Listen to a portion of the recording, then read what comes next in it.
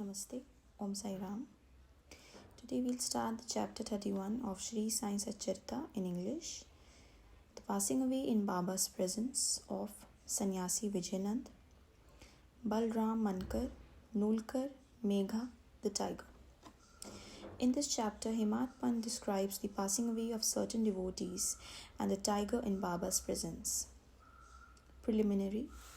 The last wish or thought that a man has at the hour of death determines his future course. Shri Krishna has said in Gita that he who remembers me in his last moments comes verily to me, and he who meditates otherwise at that time goes to what he longs for. We cannot be certain that we can entertain a particular good thought at our last moment, for more often than not we are more likely to be frightened and terrified by death. Hence, constant practice is necessary for enabling us to fix our mind on any desired good thought at any moment. All saints, therefore, recommend us to remember God and chant His name always, so that we may not be perplexed or perturbed when the time for departure comes. The devotees on their part surrender themselves completely to the saints, fully believing that the saints would guide and help them in their last moments. A few such cases will be noted here. Vijayanand, a sannyasi from Chennai named Vijayanand, started on pilgrimage to Mansarovar. En route, on hearing Baba's fame, he halted at Shri. There he met one Soma Devaji, Swami of Haridwar, and inquired from him about the Mansarovar trip. The Swami told him that the Sarovar was 500 miles above Gangotri and described to him the difficulties of the connectivity, the journey, that is plenty of snow and the change of dialect every 50 kilometers, and the suspicious nature of the local people who gave a lot of trouble to the pilgrims on the way. On hearing this, the sannyasi was dejected and cancelled the trip. Then, when he went to Baba and prostrated himself before him, Baba got enraged and said, "Drive out this useless sannyasi. His company is of no use." The sannyasi did not know Baba's nature. He felt discomforted but sat there watching things that were going on. It was the morning darbar and the masjid was overcrowded.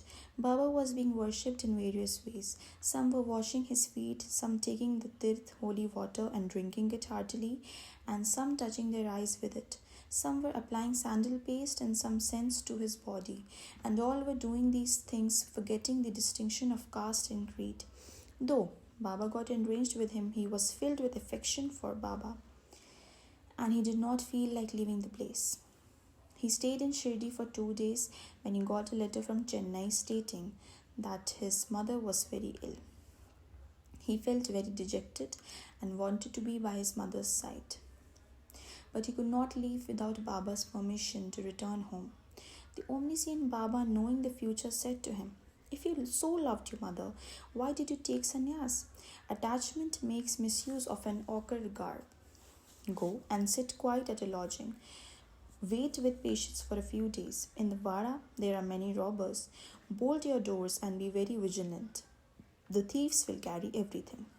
Wealth and prosperity are transient, and the body is subject to decay and death. While knowing this, do your duty, leaving all attachment with the things of this world and next. He who does this and surrenders himself to the feet of Hari will get free from all troubles and attain bliss. The Lord runs and helps him, who remembers and meditates on him with love and affection. Your store of past merits is considerable, so you have come here. Now attend to what I say and realize the goal of your life. Begin from tomorrow the study of Bhagavad. Do 3 saptas, that is 3 readings during 3 weeks, conscientiously.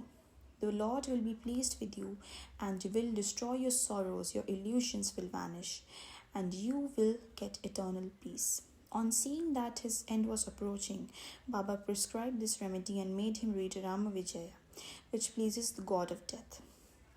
Next morning, after bathing and other purifying rites, he commenced to read Bhagavad at a secluded spot in the Lady garden. He completed 2 readings and thereafter felt much exhausted. He returned to the Vada and stayed in his lodging for 2 days. And on the third day, he breathed his last on Fakir Bade Baba's lap. Baba asked the people to preserve the body for a day for a reason. The police afterwards came and, on making proper inquiries, gave permission for the disposal of the body. It was buried in a proper place with due rites. In this way, Baba helped the sannyasi and ensured him Sadgati. Balaram Mankar. There was a householder devotee of Baba by name Balaram Mankar. When his wife passed away, he got dejected and, entrusting his household to his son, left home and came to Shirdi and lived with Baba. Being pleased with his devotion, Baba wanted to give a good turn to his life, and he did it in this way. He gave him rupees 12 and asked him to go and live in Manchindragarh, district Satara. Mankar was first unwilling to go and stay away from Baba and asked him to practice meditation thrice a day in the Garh. On believing in Baba's words, Mankar went to the Garh. He was much pleased with the serenity, pure water, healthy air, and surroundings of the place, and began to practice assiduously the meditations as recommended by Baba. After some days, he got a revelation. Generally, bhaktas get revelation in the samadhi or trance states, but in Mankar's case, he got it when he came to his ordinary consciousness from his trance. Baba appeared to him in person. Not only that Mankar saw him, but he also asked him why he was sent there. Baba replied, "In Shirdi, many thoughts and ideas began to rise in your mind, and I sent you here to bring your unsteady mind to rest.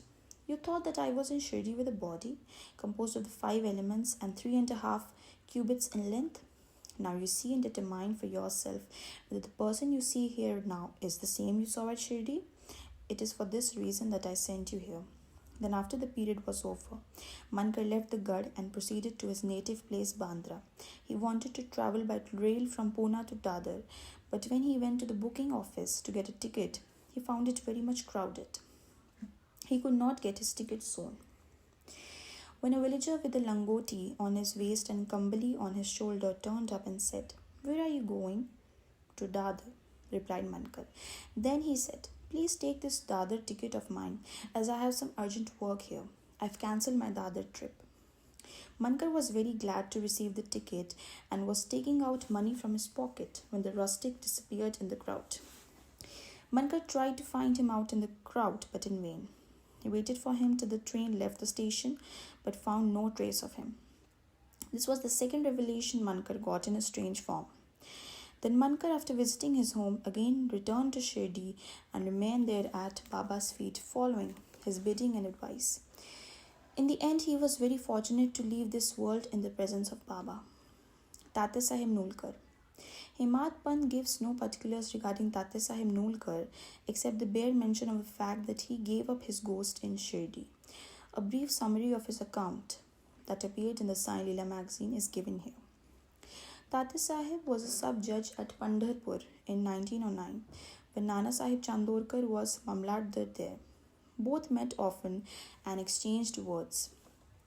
Tate Sahib did not believe in saints, while Nana Sahib respected them. Nana Sahib often told him the Leelas of Sai Baba and pressed him to go to Shirdi and see Baba. Nulkar finally agreed to go to Shirdi on 2 conditions. He must get a Brahmin cook and he must get good Nagpur oranges for the presentation. Both these conditions were providentially fulfilled. A Brahmin came to Nana Sahib for service. He was sent to Tate Sahib, and a fruit parcel containing 100 beautiful oranges was received by Tate Sahib, the consignor being unknown.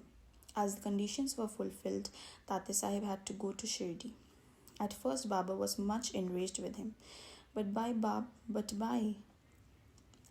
Tate Sahib got such experiences that he was convinced that Baba was God incarnate. So he was enamored of Baba and stayed there till his death.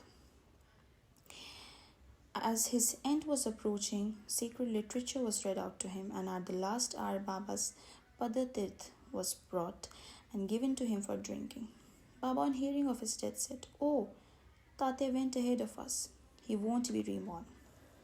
Megha. The story of Megha has been already described in chapter 28. When Megha died, all the villagers followed the funeral procession. Baba was accompanied them and showered blessings on Megha's body. After the obeisques were performed, tears flowed from Baba's eyes, and like an ordinary mortal, Baba showed himself overcome with grief and sorrow. Then, covering the body with flowers and crying like a near relation, Baba returned to the masjid. Many saints have been seen giving sadgati to men, but Baba's greatness is unique. Even an animal like tiger came to Baba's feet for being delivered from demerits. It is this story which will be narrated now. Tiger. 7 days before Baba passed away, a wonderful incident occurred at Shri. There came a country cart and stopped in front of the masjid. A tiger was on the cart, fastened with iron chains, with its agonized face turned to the rear. It was suffering from some painful malady. Its keepers, 3 devarshis, had been taking it from place to place and making money by exhibiting it. It was the means of their subsistence. They tried all sorts of remedies to cure it from the malady it was suffering from, but all in vain.